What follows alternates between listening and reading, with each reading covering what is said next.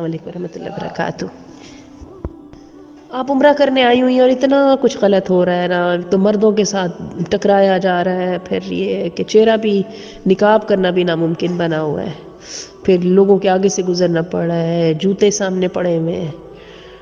تو میرا خیال ہے آپ ذرا زیادہ ہی حساس ہو رہی ہیں. ٹھیک ہے، جو اللہ کے احکامات تھے ان کی کون سی پامالی ہو رہی ہے؟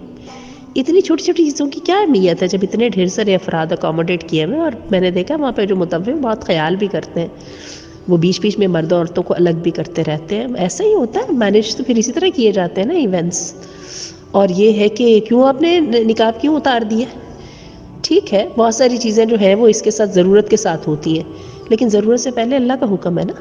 نقاب رہتا ہی نہیں رہتا وہ ایک الگ چیز ہے.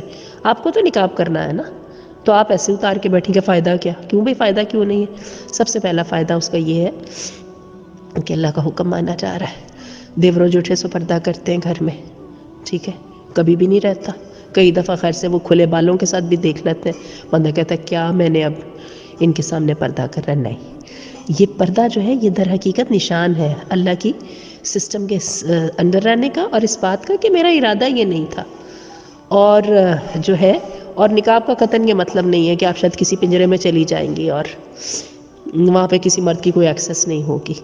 اسی طرح جو حالات بنے ہوئے رش کی وجہ سے، اگر اور وہ مردوں کے ساتھ بھی ٹچ ہو جاتا تو ٹھیک ہے، فائن ہے. ٹھیک ہے، جان بوجھ کے کوئی نہ کرے تو ایک الگ چیز ہے. باقی کیا ہے، انسانوں کے ساتھ انٹریکشنز ایسے ہی ہوتی ہیں نا، تو ٹیک دی تھنگز ایزی. اور جوتوں کو سامنے رکھ لینے میں یہ کیا حرج ہے؟ یہ ہم نے سوچ رکھا ہوا ہے. قرآن مجید کو آگے سامنے رکھ لینا، اس میں کیا حرج ہے؟ کوئی حرج نہیں ہے. ٹھیک ہے، السلام علیکم.